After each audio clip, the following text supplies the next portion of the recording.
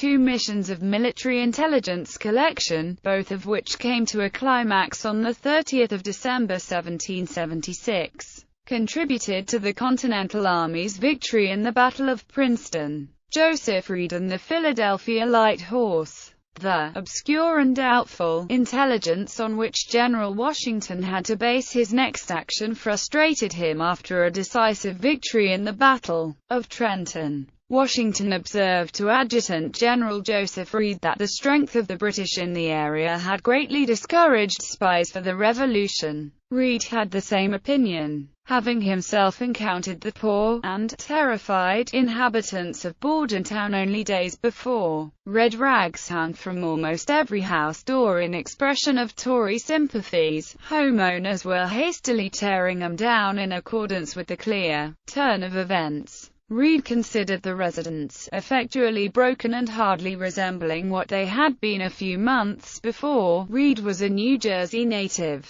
and proposed to Washington that he lead a group of cavalrymen from the Philadelphia Light Horse toward Princeton to enlist spies. The Philadelphia Light Horse was a group of 21 wealthy young men that volunteered its service to General Washington. They paid their own expenses, and, unlike most Continental troops, were gentlemen. The Light Horse wore chocolate-brown uniforms, high-topped riding boots, and black hats with silver cords and bucktails. David Hackett Fisher speculates that ragged Continental infantrymen jeered them as they approached Trenton on matched chestnut horses. Washington approved the mission, and sent Reed with 7 cavalrymen. The residents on the road to Princeton, however, were afraid. In Reed's words, the arms and ravages of the enemy had terrified the population, though they were otherwise well disposed. No reward could tempt them to go into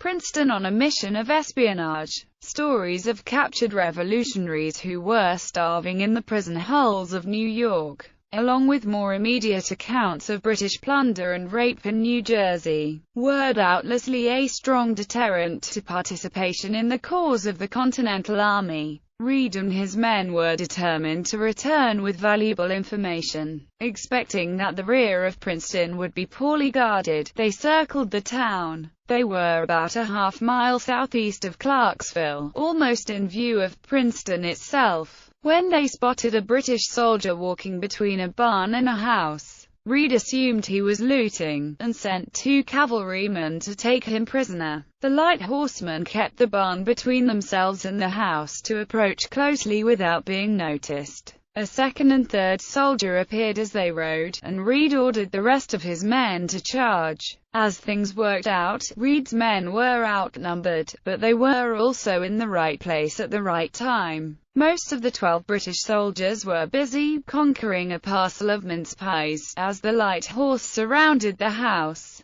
7 cavalrymen, 6 of whom had never before seen an enemy, thus forced the surrender of 12 well-armed British dragoons. Reed and the Light Horse returned to Trenton with their captives mounted behind, probably to a much different reception by Continental infantrymen. The prisoners were separately interrogated, and revealed that General Grant had reinforced British troops at Princeton, that the force assembled there comprised over 8,000 trained soldiers, and that the British intended to advance on Trenton. This was critical intelligence. At the time, Washington commanded only 4,700 men, many of whom were new recruits, and all of whom were poorly equipped. A very intelligent young gentleman. On the 12th of December, Washington had written a letter to Colonel John Cadwallader, the senior officer of a militia called the Philadelphia Associators. This letter emphasized what Washington understood as an imminent necessity for both intelligence and counterintelligence. Spare no pains or expense to get intelligence of the enemy's motions and intentions.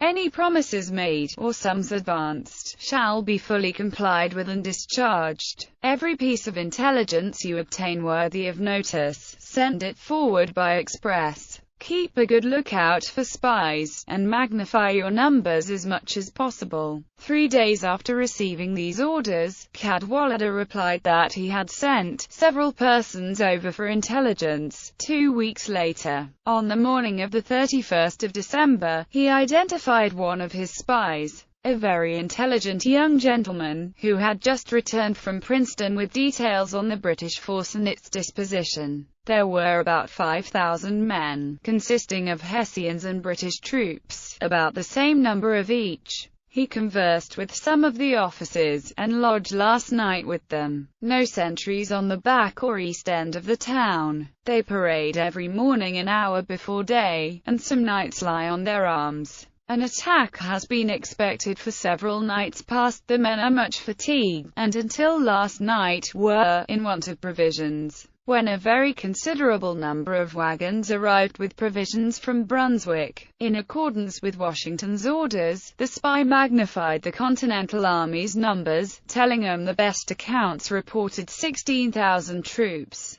This surprised the British, who had expected no more than 5 or 6,000. The same young gentleman, by coincidence, was near the party of chasseurs when they were captured by Reed and the light horse, and was with the British officers when they received news of the attack. Cadwallader included with his letter rough draft of the road from this place, meaning from Crosswicks, where Cadwallader was at the time, to Princeton. The map was highly detailed. Cadwallader put numbers next to bridges, for example, to indicate the number of soldiers defending them. A block of text perpendicular to the others ran up and down the right side of the map, highlighting a road. This road leads to the back part of Princeton, which may be entered anywhere on this side. The country cleared, chiefly, for about 2 miles. Few fences. The map was particularly helpful in that it displayed not what existed at the time Cadwallader drew it up,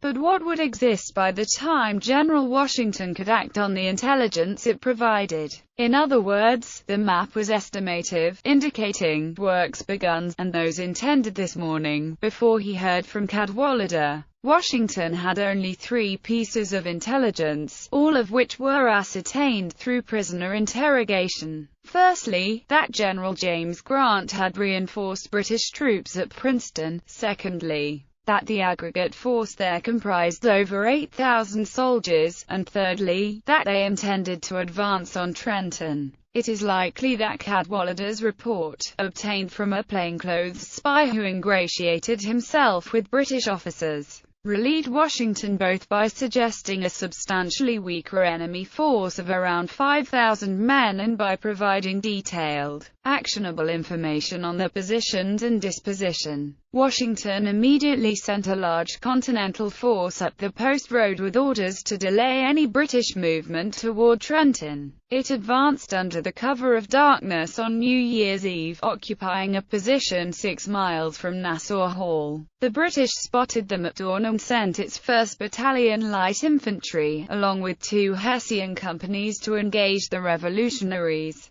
The British cleared the road, but at a heavy cost. St. Clair's proposal. On the 2nd of January 1777, British troops advanced in force. The Continental Army held its ground at Sunpink Creek in the Second Battle of Trenton. That evening, Washington convened a council of war. His senior officers, including Reed and Cadwallader, were there, along with local citizens whom Washington invited both to attend the meeting and to speak freely. Washington's officers considered several alternatives, none of which seemed advantageous. General Arthur Street Clair proposed a surprise attack on the enemy's rear, if Continental troops could reach Quaker Bridge unobserved and unopposed. He argued they would only have to proceed north about 6 miles before reaching Princeton. Reed confirmed this estimate, and contributed his own knowledge of the terrain. When he led the light horse to Princeton, he mentioned they saw no British on the back roads. One officer later recalled that 2 men from the country, near the route proposed, were called to the council for their opinions of its practicability. St. Clair's idea was bold. Washington might have rejected it outright had it not been for the additional intelligence he was able to solicit from ordinary colonists on the evening of the 2nd of January. Aftermath. When Washington wrote John Hancock 3 days later, on the 5th of January 1777, it was with good news. To John Hancock Pluckamine, N.J., January 5, 1777. Sir, I have the honor to inform you, that, since the date of my last from Trenton, I have removed with the army under my command to this place.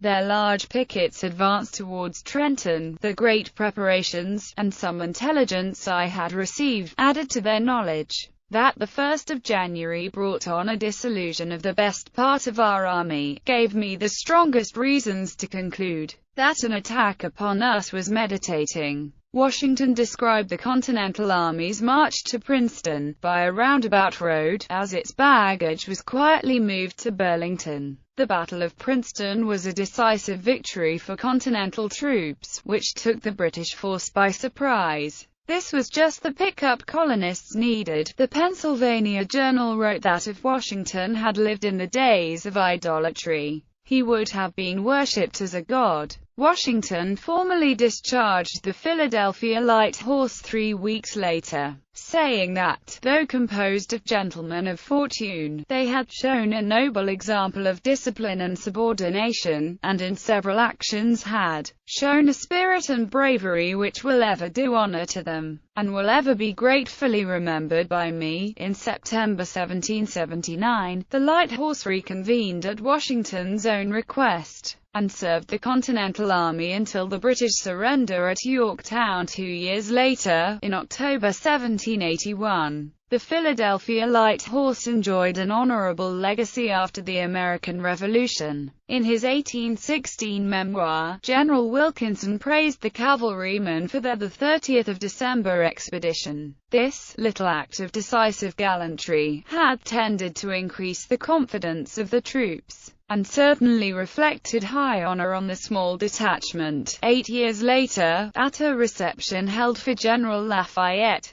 John Lardner and William Liper, the sons of 2 light horse cavalrymen who were part of the reconnaissance mission, wore the breastplates of British officers captured that day. Published in 1875, the Light Horse's narrative of the 30th of December expedition cooperates almost perfectly with that of Joseph Reed. The sole discrepancy is the number of men that Reed took with him. The Light Horse maintains that Reed took 12, not 7, cavalrymen with him on the mission to Princeton, while Reed clearly asserts in his handwritten account that he proceeded on that day with 7 gentlemen, 5 of whom he names Messrs. Caldwell, Dunlap, Hunter, Pollard, and Peters, assuming that the 2 others are Messrs. Lardner and Liper. 5 men of the Light Horse's narrative remain unaccounted for. Whether Reed excluded, by accident or by design, the names of men that accompanied him on such a vital mission, or whether members of the Light Horse sought credit, ex post facto, for a mission with which they were not involved, is unclear. History seems to have sided with the Light Horse. Most accounts of the expedition mention 12, not 7 cavalrymen. A notable exception is David Hackett Fisher's Washington's Crossing, which, perhaps nodding to the discrepancy, avoids the mention of a figure. The legacy of the Philadelphia Light Horse stands in stark contrast to that of Cadwallader's anonymous and intelligent young gentleman. He might have been a student at Princeton, which had been closed since the British invasion. It is likely that he had no surviving family. None claimed his story after the war or since.